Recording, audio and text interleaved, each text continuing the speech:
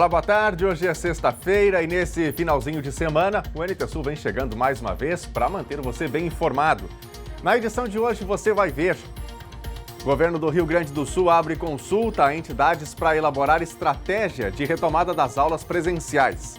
Depois do vendaval, moradores de Erechim avaliam os danos e tentam se reestruturar. Na entrevista do dia, a gente conversa com o Gilmar Lopes, criador do site E-Farsas, que investiga e desmente golpes e boatos desde antes de existir o termo fake news.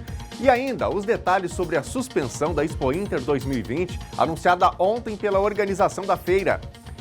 Mande a sua mensagem para o WhatsApp do NT Sul, mande fotos, mostre pra gente como está o frio aí onde você mora. E você que é de outras regiões do Brasil, está enfrentando o calor, conte pra gente também. O número do WhatsApp do NT Sul é 51997697129. Participe, continue ligado na tela da TV Novo Tempo, porque o NT Sul já está no ar.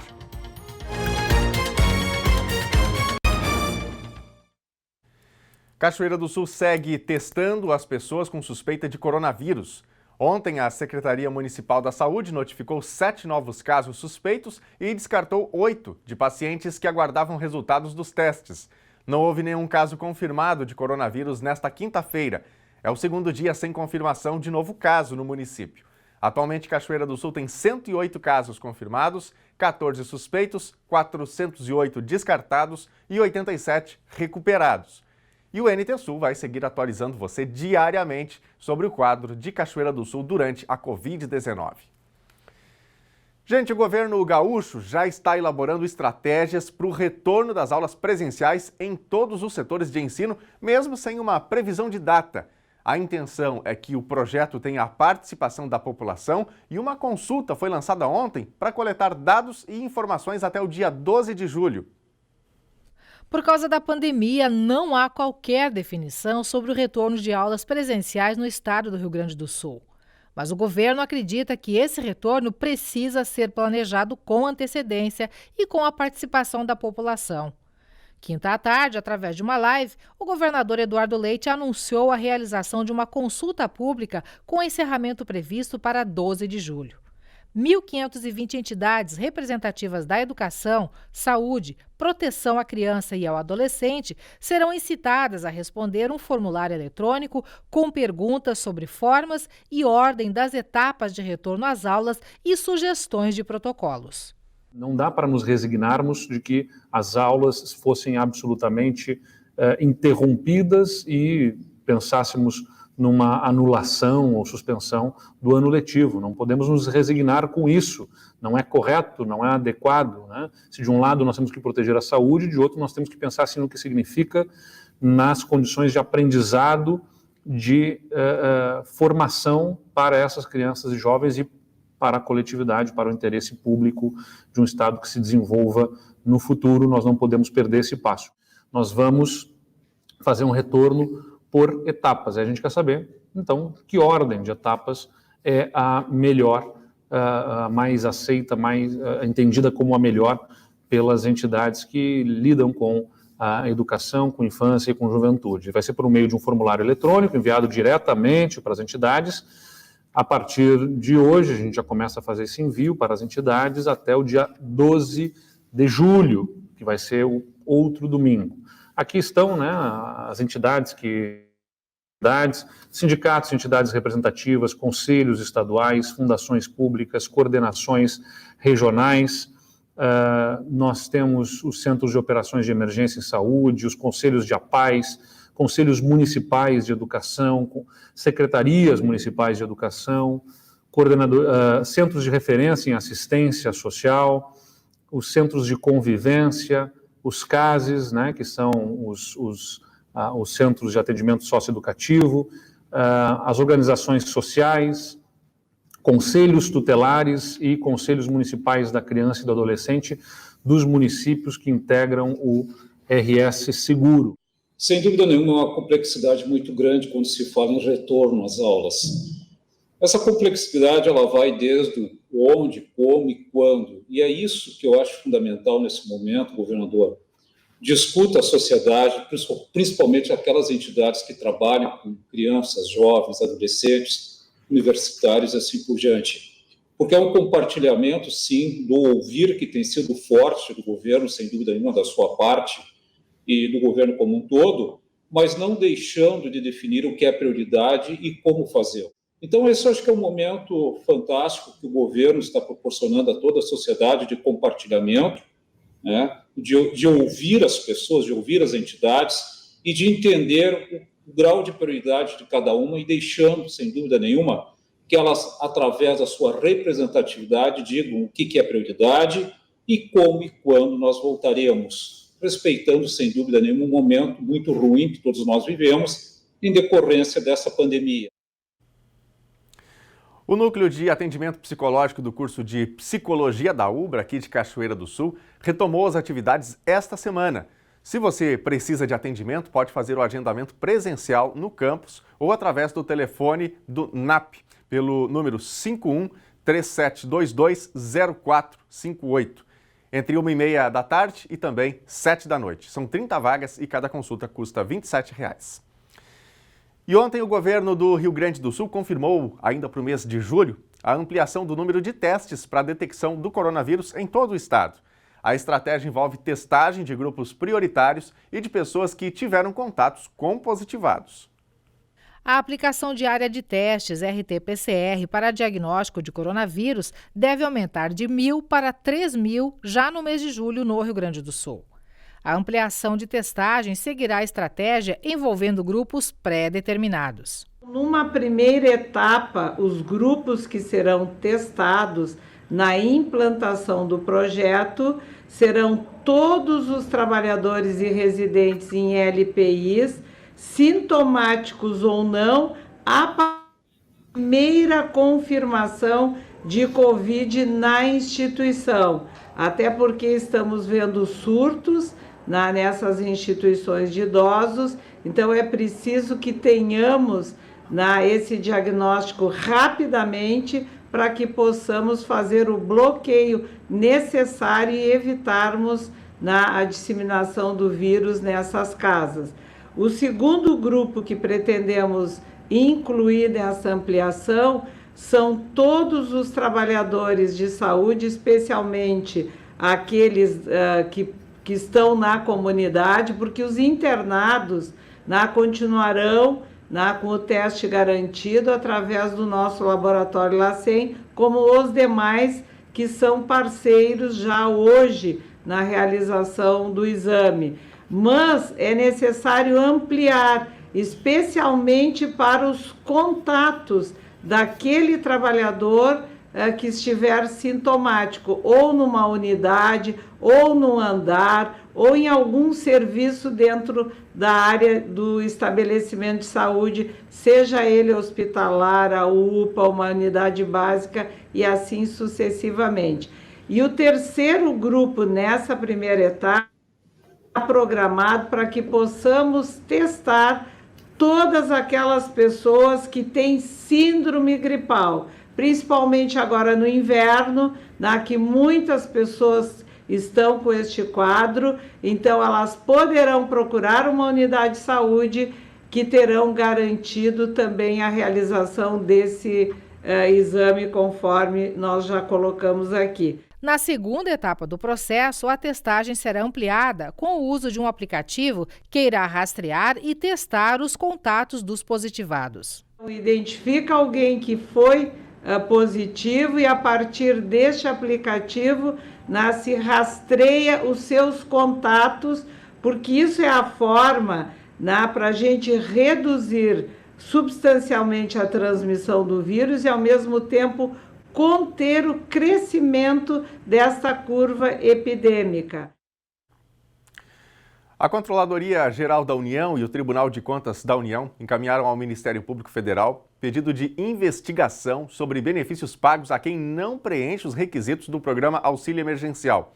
Um relatório do TCU detalhado na quarta-feira mostra quem são os 620 mil pagamentos suspeitos já identificados. 221 mil pensionistas do INSS, 200 mil beneficiados por outros tipos de auxílios governamentais, 134 mil servidores públicos concursados ou temporários, 20 mil com seguro-desemprego, 21 mil com CPF cancelado, que são um mistério para as autoridades, 7 mil presos, 16 mil beneficiários com renda acima do previsto no programa e espantosos 17 mil mortos. Um dos focos dos tribunais de contas é nos servidores públicos. Já a Polícia Federal vai centrar esforços naqueles que usam o nome de outra pessoa para sacar os bens, como é o caso dos mortos, e nos 7 mil presos. Essa irregularidade é considerada crime organizado. Mas os cidadãos que sacaram em nome próprio, sem ter necessidade, também vão ser chamados para dar explicações. Eles devem ter que devolver os R$ 600 com juros e correção, além de algum trabalho comunitário.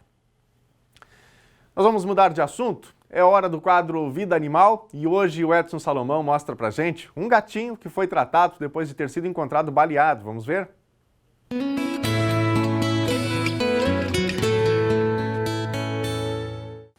Os felinos são seres fantásticos que acompanham o homem ao longo da sua evolução e prestando um serviço muito importante, seja no combate aos roedores, seja também como um animal de estimação, e a cada dia ganha mais adeptos. Os felinos são criaturas que têm uma personalidade própria. Eles não são como os cães que estão sempre querendo carinho. Eles, quando querem carinho, eles procuram o dono. Então eles têm um comportamento bem independente e são fantásticos. Só quem cria ou já criou um gato vai dar importância para esse animalzinho tão querido que está ganhando cada vez mais fãs. E eu vou relatar um caso que eu atendi essa semana, vindo de Caçapava do Sul. Foi conduzido até minha clínica um felino de rua que foi encontrado caído, sangrando, muito debilitado. Este felino foi socorrido por um grupo de senhoras que são as gateiras de Caçapava, que criaram uma associação Bigodinhos Carentes. Então elas tiveram o trabalho de recolher esse animal, levaram a uma clínica lá em Caçapava, foi medicado e constataram que tinha uma fratura na perna. Chegando aqui na clínica, foi encaminhado pelas colegas aqui para a Cachoeira, onde fizemos um raio-x e constatamos que não era atropelamento, era um projétil de uma arma de pressão, uma carabina de pressão. E essas carabinas são muito potentes, cada vez estão sendo aperfeiçoadas e com maior poder.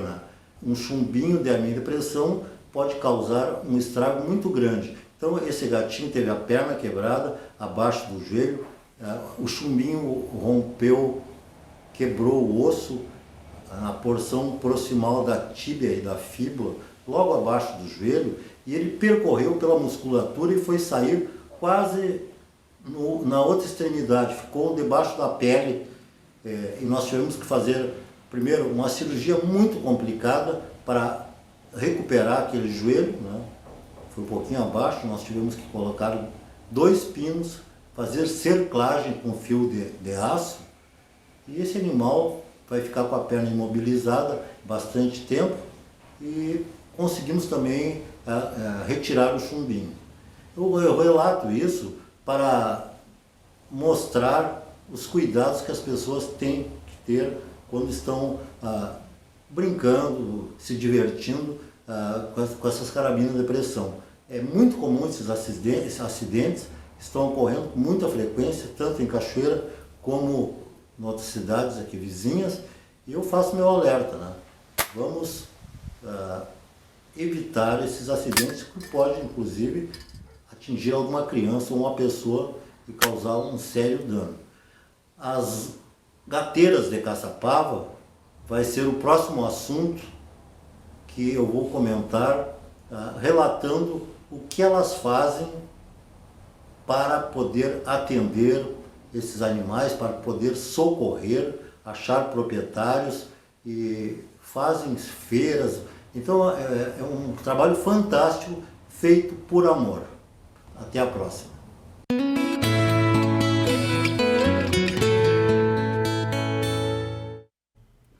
E se você tem uma pergunta para fazer para o Dr. Edson Salomão ou uma sugestão também de assunto aqui, você pode mandar para a gente nas nossas redes sociais. O nosso WhatsApp é o 51997697129. Se quiser, mande aí também uma foto do seu bichinho de estimação. Daqui a pouquinho já tem o nosso bloco de interatividade.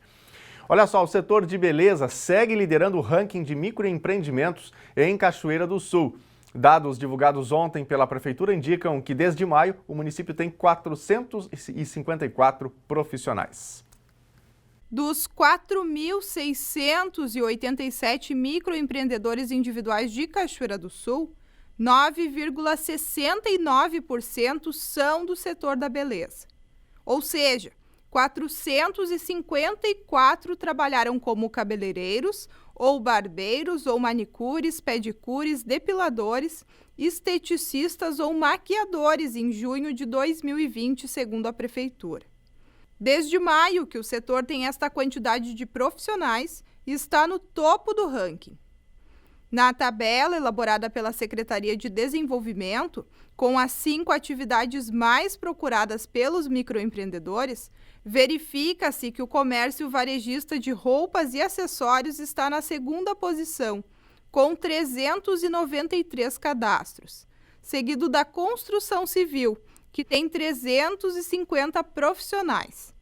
Em quarto, os serviços domésticos, com 167.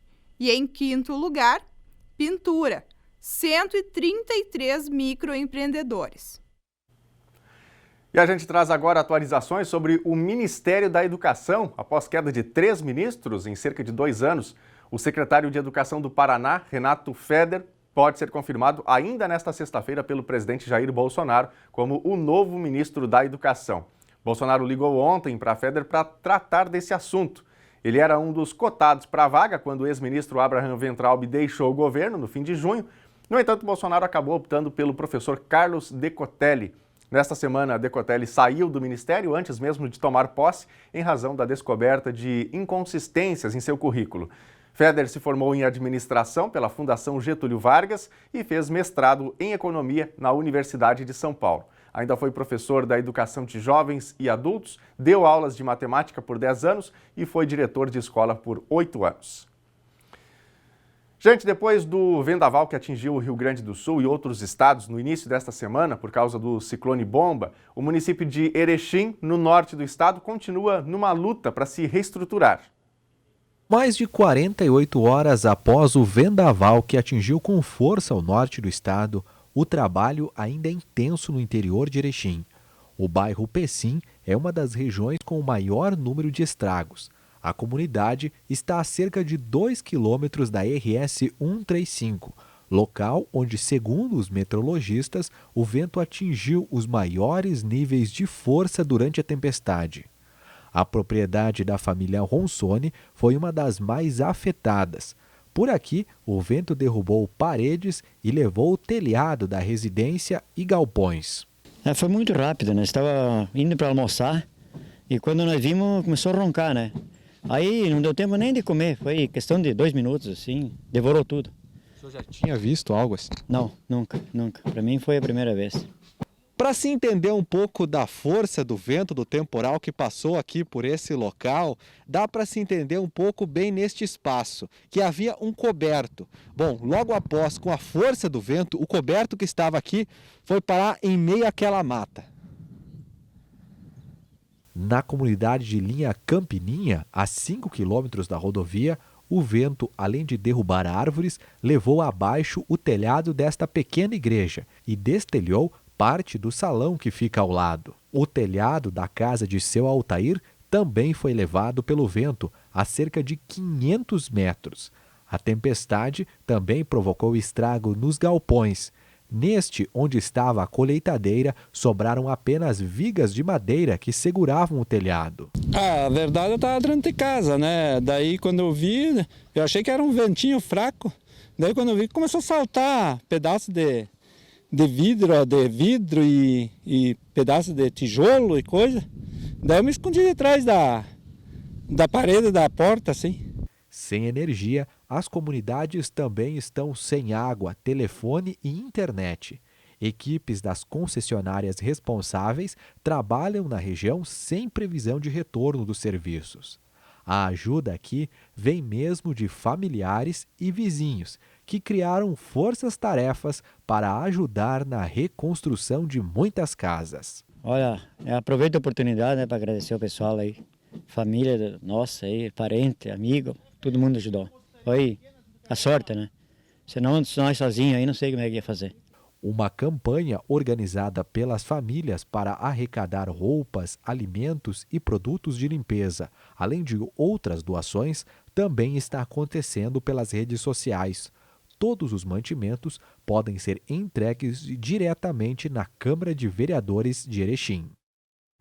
Que situação, né? Daqui a pouquinho a gente vai falar da previsão do tempo aqui no NT Sul. Bom, agora é hora de ver algumas mensagens que os nossos telespectadores estão mandando pra gente. E aí, você já enviou a sua? Mande pra gente uma foto, conte como está o clima aí. Registrou a geada dessa manhã em Cachoeira do Sul? Mostre pra gente. O número do WhatsApp do NT Sul é 51997697129. E no Facebook você também pode mandar o seu recadinho. É só acessar a nossa página em facebook.com/TV Cachoeira. Aliás, lá no Facebook tem fotos da geada de hoje de manhã aqui em Cachoeira. Você pode compartilhar, pode comentar, publicar por lá a sua foto também e assim todos nós vamos nos atualizando, né, nesta rede social. Vamos aqui para a tela ver mensagens que estão chegando. A gente começa com algumas imagens. Uma dessas imagens, algumas dessas fotos foram feitas pelo nosso motorista, o Matheus Freitas, caso dessa aqui, não é? Que fica na região do Rincão dos Menezes, interior de Cachoeira do Sul. Outras fotos foram enviadas por outros telespectadores, mas essa aqui é uma região rural e tem aí muitos buracos, muitas valetas, especialmente depois da chuva, né?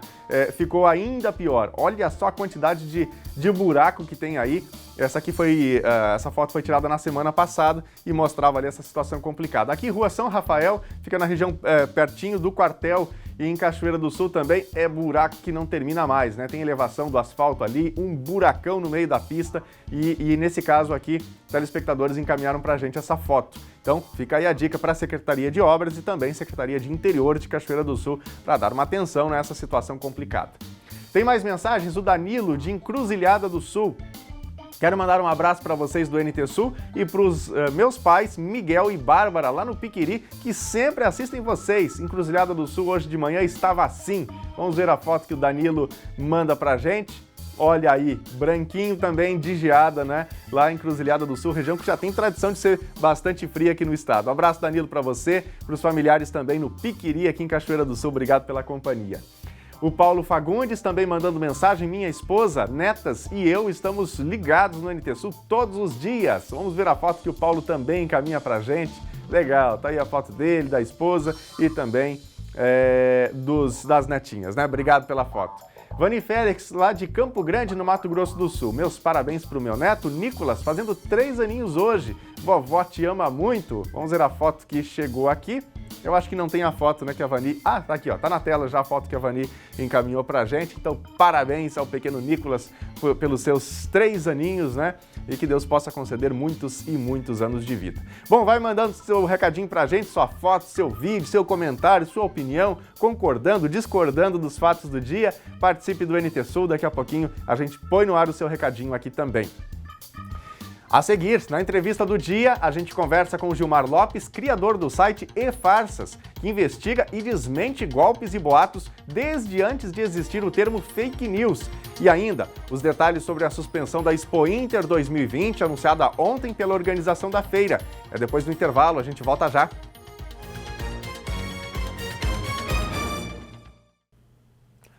A mãe do menino Rafael, Alexandra Dugokensky, vai ser acusada por homicídio triplamente qualificado.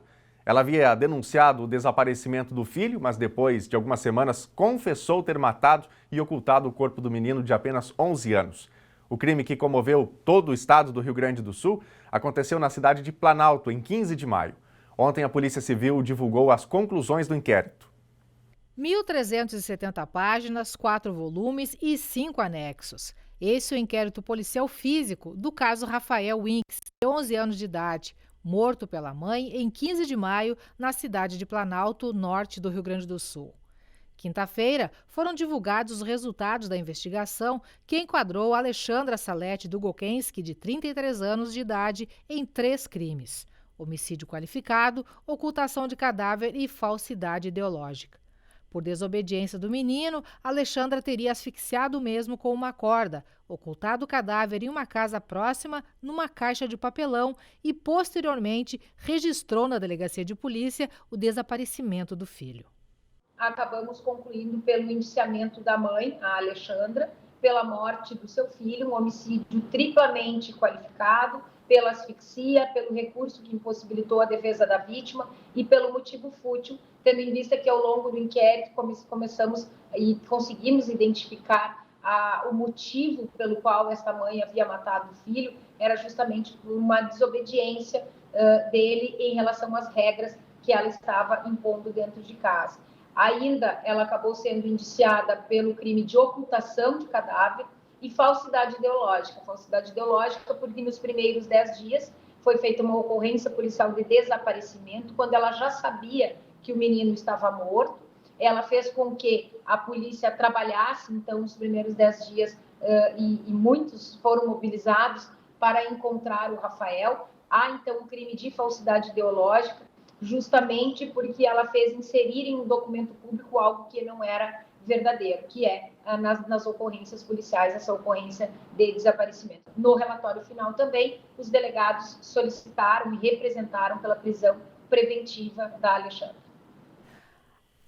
A participação de uma segunda ou terceira pessoa, ou ela agiu sozinha? Foi descartado. Até o momento, pelos elementos que nós temos dentro do inquérito policial, foi descartada qualquer participação de outra pessoa.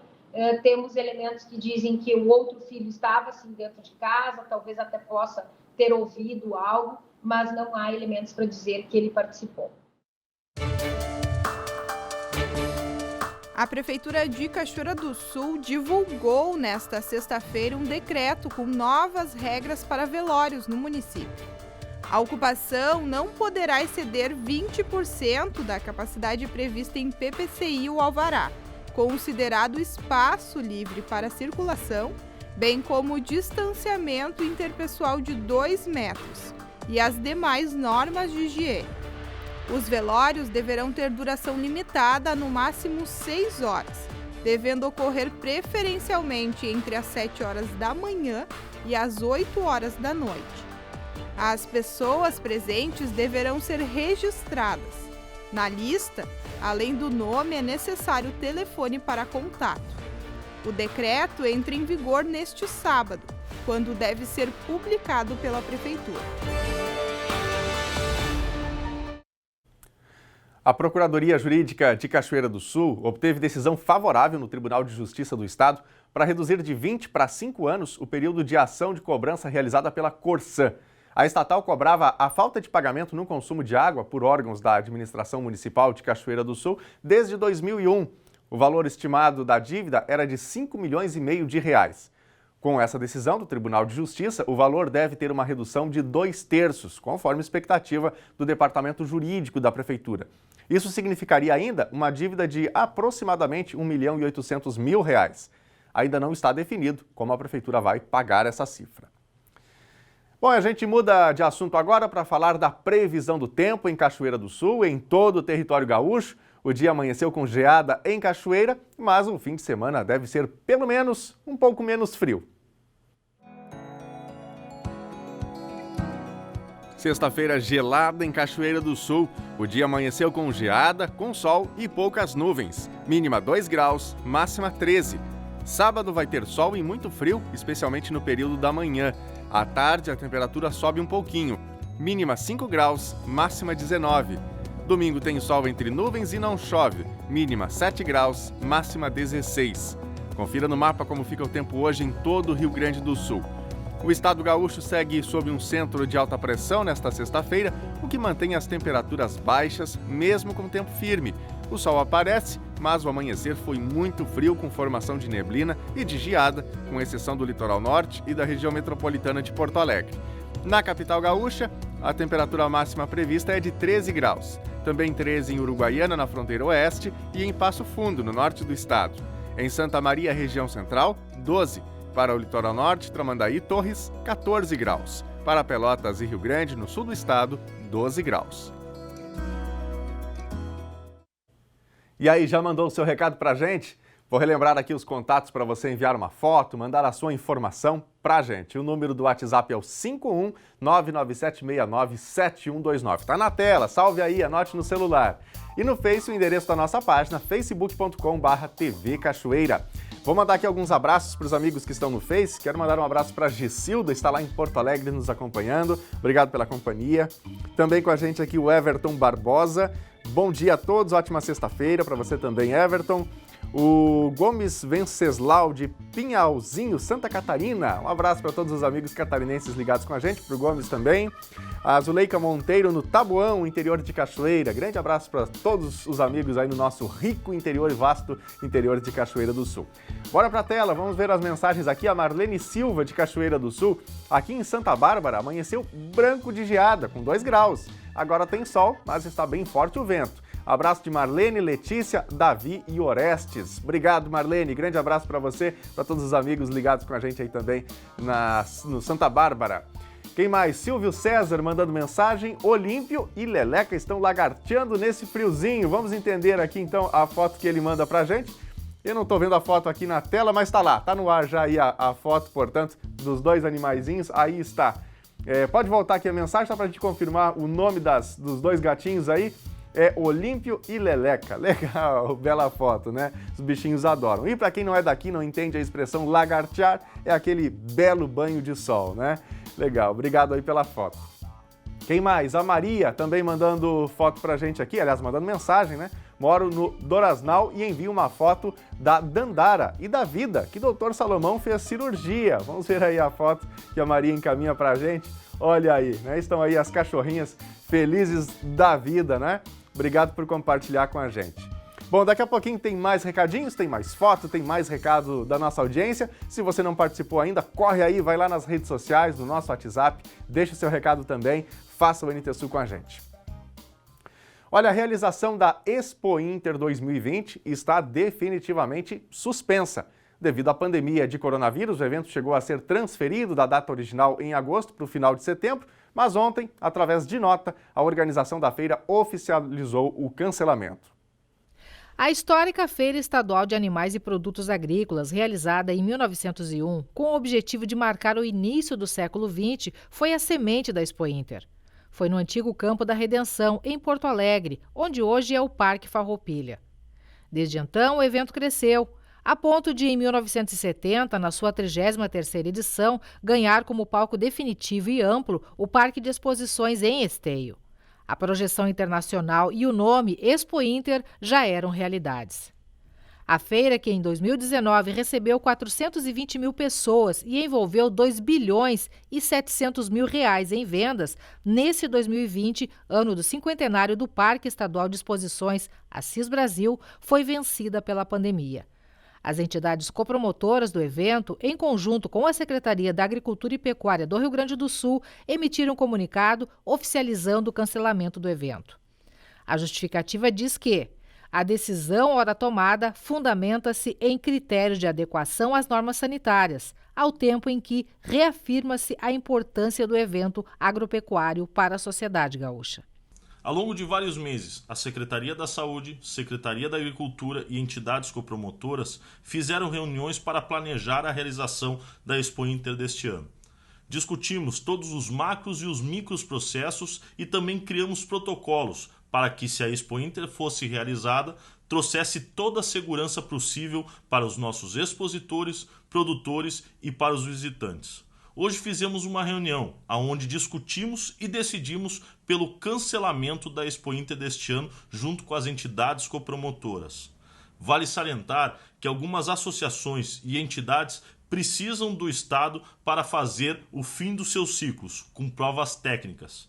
Dessa maneira, nós vamos achar algumas alternativas discutindo com essas associações e logo vamos anunciar. A referência do secretário consta na nota oficial, onde cita que, Provas técnicas de associações de produtores e atividades de julgamento de animais serão prioritariamente consideradas, observados os protocolos de saúde pública e sem a participação de público visitante.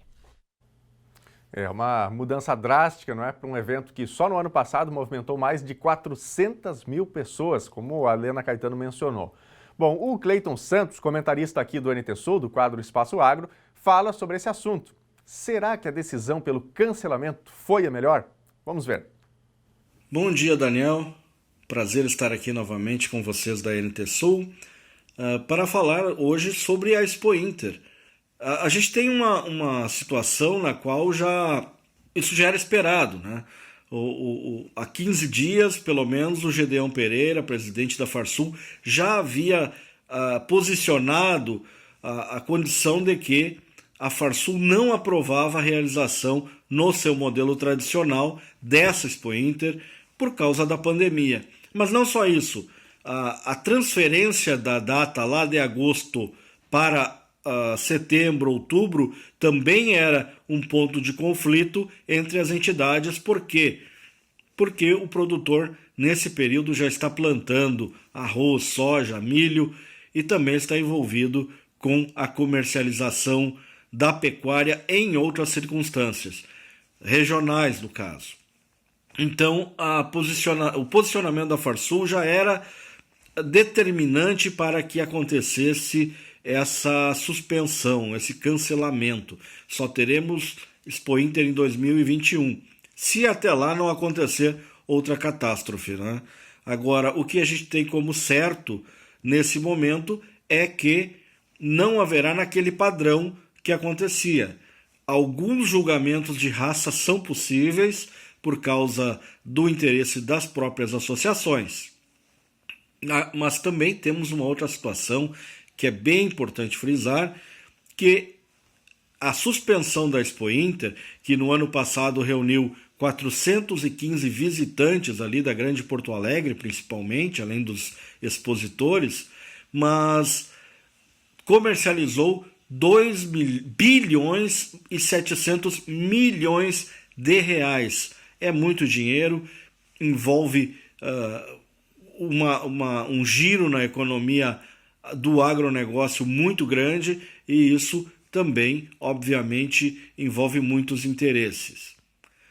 Uma coisa que a gente pode deixar claro também é que a suspensão da Expo Inter, ela provoca um efeito dominó sobre as feiras regionais. Nós, no caso, em Cachoeira do Sul, da própria FEAPEC. Semana passada, o Sindicato Rural já fez uma reunião com os escritórios rurais, as associações de raças, o pessoal que trabalha com a comercialização do gado e dos ovinos aí em Cachoeira do Sul e região, e nesse momento se determinou que a FEAPEC seria focada na comercialização. E a comercialização são os leilões digitais. Como que acontecem esses leilões digitais? Você filma os animais lá na própria fazenda, com toda a segurança, e depois passa as imagens, ou então os põe na mangueira, como aconteceu com muito sucesso num leilão recente de gado geral. Isso mantém o distanciamento social, acontece ali com 20, 30 pessoas apenas num espaço para 200 pessoas, e isso viabiliza a comercialização, que é, afinal de contas, o foco do pecuarista, o foco do agronegócio. Diante desse quadro de pandemia do coronavírus, um quadro bastante preocupante, que tem avançado bastante, e aí você vai agregar 400 mil pessoas, mais de 4 cachoeiras dentro de um parque de exposições, não há condições. É difícil, né? Obrigado ao Cleito pelas informações e pela avaliação dele também. Resta agora a gente aguardar para ver qual vai ser o resultado do desfecho em relação a essas feiras, especialmente de Cachoeira do Sul, né? FENARROAS, a maior delas, e a FEAPEC também. Bom, você já deve ter ouvido uma história absurda, ou quem sabe visto nas redes sociais e acreditou só para depois descobrir que era tudo mentira. É a tão famosa fake news. Pois é, o entrevistado de hoje é um analista de sistema que criou um site para investigar e desmentir golpes e boatos que circulam pela internet, bem antes disso ser chamado de fake news. Isso começou como um hobby na vida dele, mas depois virou um trabalho e atualmente emprega 4 pessoas. É a repórter Gabriela Belo que traz os detalhes desse trabalho para a gente. Boa tarde, Gabi. Olá, Daniel, boa tarde a você e boa tarde a todos, que acompanham esse NTSul aí de sexta-feira, finalzinho de semana. A gente conversa com o Gilmar, ele que está lá em São Paulo e é o dono desse site. Boa tarde, Gilmar, seja muito bem-vindo ao NTSul de hoje. Boa tarde a todos. Sextou.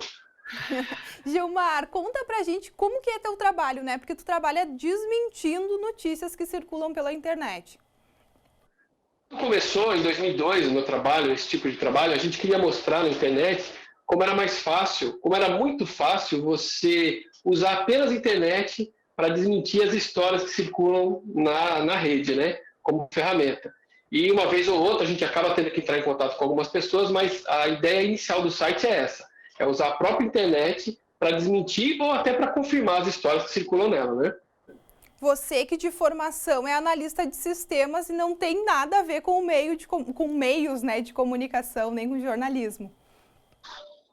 Eu acabei entrando na área do jornalismo sem querer, Assim, apesar de não ter formação na área, a gente acaba usando de ferramentas do jornalismo para poder investigar e descobrir se as histórias são verdadeiras ou não.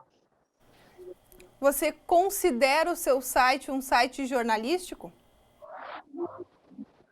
Sim, de certa forma sim, Não é jornalístico no sentido formal da palavra, mas a gente inaugurou aqui no Brasil um novo tipo de trabalho, que é a checagem de fatos. Em 2002, quando o site começou, a gente não tinha ideia do tamanho que as fake news iam tomar, a proporção que ia tomar no mundo todo. E a ideia era a gente apenas mostrar algumas montagens, mostrar alguns textos que circulavam na época, para a gente desmentir, E hoje em dia a gente acabou criando, a gente, sem saber, meio que empiricamente, a gente criou o trabalho de checador de fatos. Então agora tem diversas agências no Brasil com essa função. Então o jornalista, antigamente, ele corria atrás do assunto para transformar em notícia. Agora o checador de fato não, ele tem que pegar a notícia que já está circulando e verificar se ela é verdadeira ou não. O e-farsas, que foi criado com o objetivo do farsa ser derivada da palavra falsas, Isso, porque na época não tinha esse nome de fake news, Até hoje a gente evita de usar muito esse termo, mas assim, a gente chamava de hoax, de boato digital, até de fofoca a gente chamava, porque não tinha um termo para isso, Foi agora nas últimas eleições presidenciais dos Estados Unidos que esse termo ficou mais forte. E a partir daí todo mundo usa esse tipo de termo de fake news para designar uma notícia falsa. Eu dei uma apurada nos dados, e vi que você recebe diariamente 150 notícias para serem apuradas e serem publicadas da maneira correta.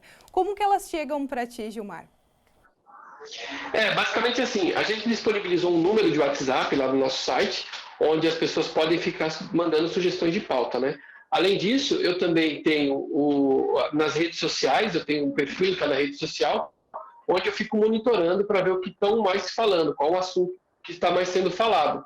Então, por exemplo, se eu recebo uma sugestão de pesquisa, de checagem, eu vou primeiro verificar se ela está mesmo sendo viralizada, se ela está sendo espalhada na internet, para depois eu publicar, eu pesquisar e publicar, Em alguns casos, eu acabo não descobrindo se aquilo é verdade ou não, então, na dúvida, eu acabo não publicando.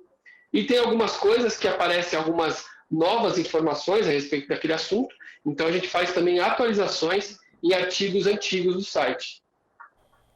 Você falou a gente, quantas pessoas trabalham para abastecer esse site, o e-farsas, Durante uns 15 anos, mais ou menos, eu trabalhei sozinho no site. Eu mesmo corria atrás das notícias, investigava e pesquisava. Agora, de 2019 para cá, eu conto com a ajuda do jornalista Marco Faustino, que está escrevendo comigo lá também. E também tem mais 3 pessoas que cuidam das redes sociais para mim, que é o Riomar, o Thiago e o Marcelo. Eles cuidam também lá do nosso grupo lá no Facebook e de mais redes, E então, eu considero assim, a redação final é minha e do Marco. mas tem mais um monte de gente que acaba ajudando a gente indiretamente, né? E a renda? Como que vocês se sustentam? O site sobrevive com banners, né? Já teve melhor no passado, a gente já ganhou um dinheiro até razoável no site, mas assim, ele começou como um hobby e agora é a minha segunda profissão. Então, eu dependo do site também para sobreviver. Então, basicamente é assim, a gente coloca banners, né, de patrocinadores no site e quanto mais visualização, mais a gente ganha. Mas é pouquinho, não dá para ficar milionário com isso, não. Nesses 18 anos, qual foi para ti a notícia mais difícil de desmentir? A mais difícil geralmente é sempre a última, a mais recente. Porque com o tempo eles estão deixando as questões mais difíceis de ser apuradas, né? Há poucos dias mesmo, a gente recebeu um vídeo de um indiano que ele teria previsto no ano passado que o coronavírus que ia ter a pandemia do coronavírus no mundo em 2020. E aí o que eu tive que fazer? Tive que assistir um vídeo de 20 minutos desse indiano, tentando ver lá com as ferramentas como é que a gente fazia para transformar em inglês a legenda, para tentar entender o que ele estava falando, para só então descobrir que, na verdade, ele fez um vídeo de 20 minutos com várias previsões genéricas e apenas em 20 minutos, 10 segundinhos, ele falou assim: vai ter uma doença ano que vem. Pronto, acabou. Essa foi a previsão que ele fez. E a partir daí as pessoas começaram a espalhar dizendo que ele tinha previsto o coronavírus, que coisa, mas não. Então, esse tipo de coisa dá muito trabalho da gente fazer, porque, por exemplo, eu tive que assistir um vídeo de 20 minutos e depois tentar pesquisar para ver o que ele acertou e o que ele errou, né? Então, isso dá muito trabalho. Mas, assim, tem muitas histórias que eu acho que vai ser fácil de descobrir, no fim acaba dando um certo trabalho.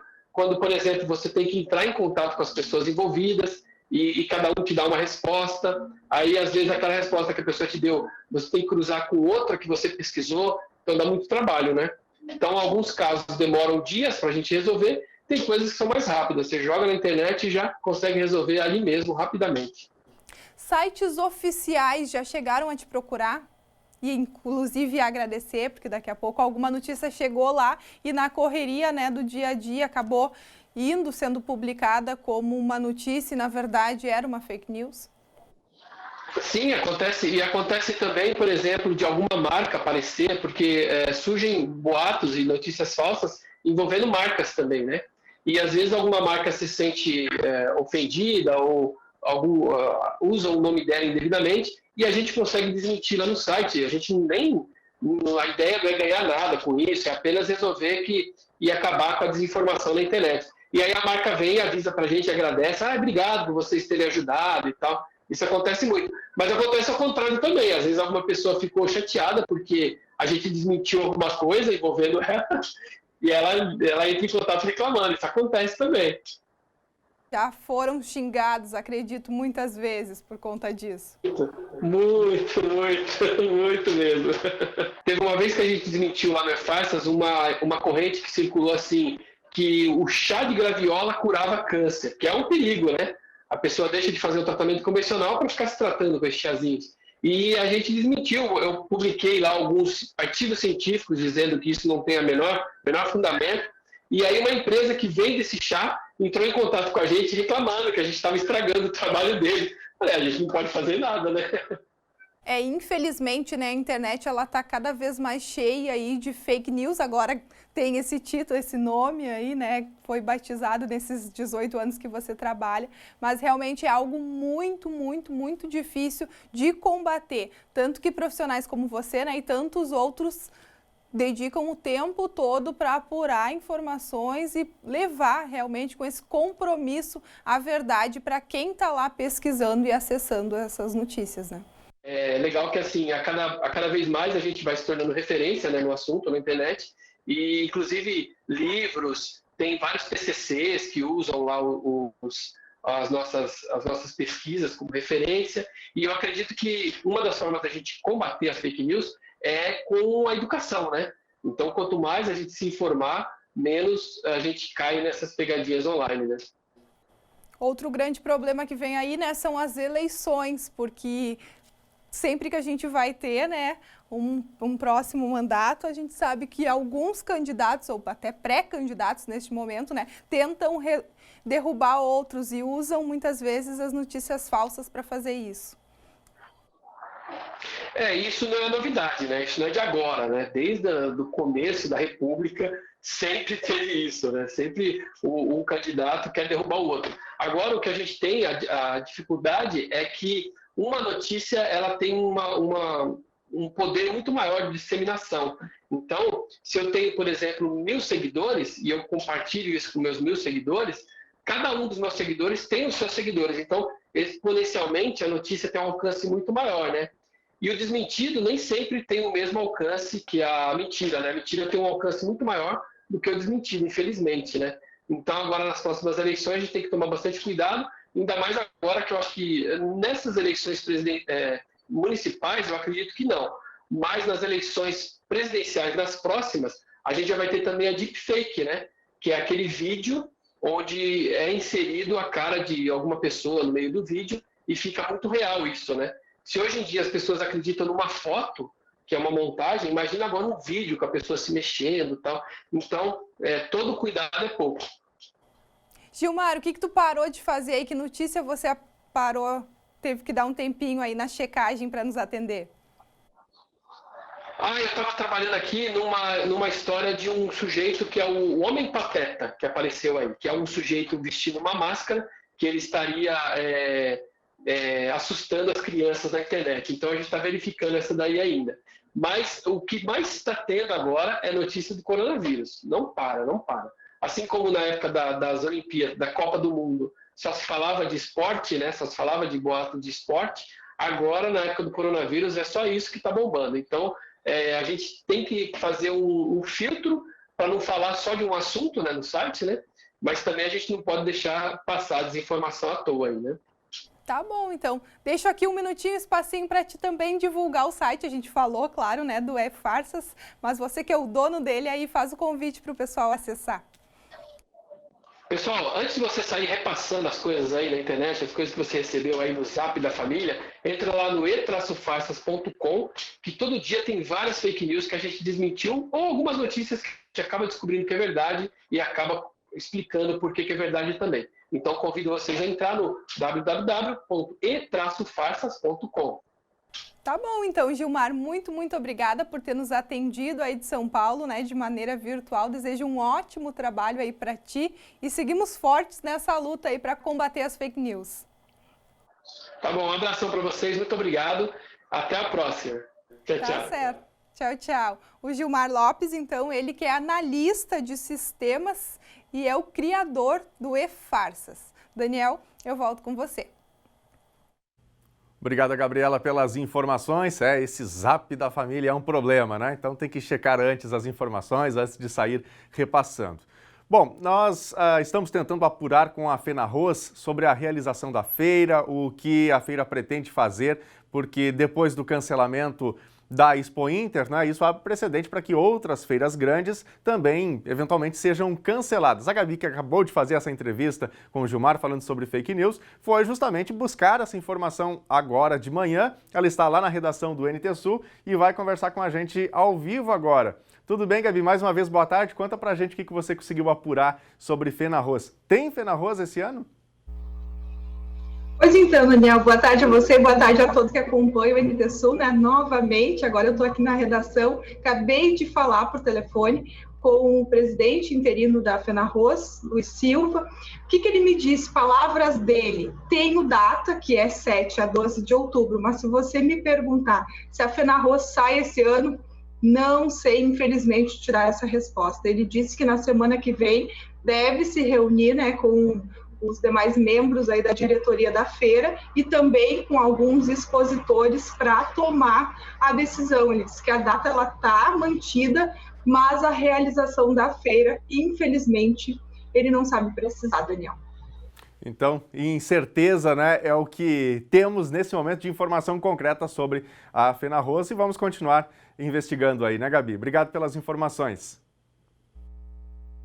Eu que agradeço, Daniel. Infelizmente, a gente não tem, né, uma decisão, porque o presidente não sabe informar, mas a gente segue monitorando, me comprometo em segunda-feira a falar com ele, saber qual o dia dessa reunião, até para a gente poder acompanhar e dar essa informação para os nossos telespectadores. Um bom finzinho de sexta e um ótimo final de semana para ti. Obrigado, igualmente. Está aí a Gabriela Belo, então, diretamente lá da nossa redação, trazendo informações sobre a FenaRroz. Claro que é um momento de indecisão, né, de dificuldade para esse setor, que obviamente precisa fazer toda uma organização prévia, não é meramente a data da feira, mas expositores que precisam vir antes, espaços que precisam ser comercializados, montagens também. Então, realmente é algo que movimenta toda uma cadeia produtiva e o cancelamento também geraria uma série de prejuízos e de problemas. Vamos continuar acompanhando. Bom, ainda dá tempo aqui da gente colocar no ar as participações dos nossos telespectadores. A gente gosta muito de ter você de casa interagindo com a gente. Eu quero começar aqui pelo nosso Facebook. A Noeli está mandando mensagem, ela diz aqui: bom dia a todos. É uma vergonha, quem não precisa receber o auxílio emergencial deviam ter os nomes divulgados para pelo menos passarem vergonha, diz aqui a Noeli. É um caso complicado, né? É aquela questão, quem sabe que não precisa do recurso, não se enquadra, para que fazer a solicitação, né? Quem mais? Está aqui o Roberto também mandando mensagem para a gente. Roberto Caveira, não sei qual que é a pronúncia correta. Obrigado, Roberto, pela participação. O Alex Pinheiro, a Rejane Brum também mandando mensagem para a gente. Obrigado a vocês. Vamos aqui dar uma olhadinha em algumas mensagens do WhatsApp. Lubiane, nós transportadores escolares seguimos esquecidos aqui em Cachoeira do Sul. Já passou da hora do corona ir embora e termos as nossas vidas de volta. É verdade, né, Lubiane? Estamos torcendo por isso, por esses setores que estão sendo tão afetados. Quem mais? A Naura Aparecida também manda mensagem. Hoje é dia de almoço com a família. Na foto, as mulheres da casa. Vamos ver a foto que a Naura mandou pra gente. Olha aí, mulheres reunidas na hora do almoço. Grande abraço para vocês aí, boa sexta-feira. Quem mais? A Dalia, de Palmeira das Missões, Rio Grande do Sul. Hoje caiu geada em Palmeira. Mando uma foto do céu hoje e também dos meus bichinhos de estimação. Vamos ver a foto que a Dalia mandou pra gente. Olha aí, né? O sol amanhecendo, muito frio e os gatinhos aí, a pequenina na beira da cama aí, nesse dia gelado em todo o Rio Grande do Sul. Grande abraço para os amigos de Palmeiras das Missões. A Fernanda Santos também mandando mensagem. Aqui na RS 403, muito frio até para os cachorros. Vamos ver a foto que a Fernanda mandou pra gente. Olha aí, branquinho de geada, né? E aí o cachorrinho da família e o menininho brincando com o cãozinho. Obrigado pela foto, viu, Fernanda? Grande abraço para você e para todos os amigos aí. O NT Sul já está chegando ao fim, mas na segunda-feira a gente está de volta com as principais notícias de Cachoeira do Sul. Desejo a você uma ótima tarde, um excelente final de semana. Se cuide no frio, viu? E se puder, fique em casa para não se expor demais aí ao coronavírus. Até segunda. Tchau!